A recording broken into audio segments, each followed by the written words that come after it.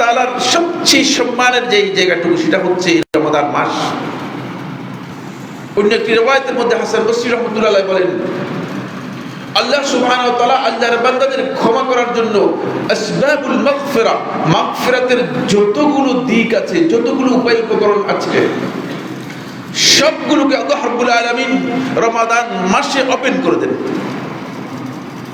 সবগুলো সবসময় এভাবে সবটা ওপেন থাকে না, কিন্তু রমাদান মাসে আল্লাহ রাব্বুল আলামিন বান্দাকে মাগফিরাত করার জন্য, ক্ষমা করার জন্য যতগুলো দিক আছে সবটাই ওপেন করে দেন। তারপরেও যে ব্যক্তি রমাদান মাসে মাগফিরাত পেল না, তার চেয়ে বঞ্চিত, তার চেয়ে মাহরুম ব্যক্তি আর কেউ নেই।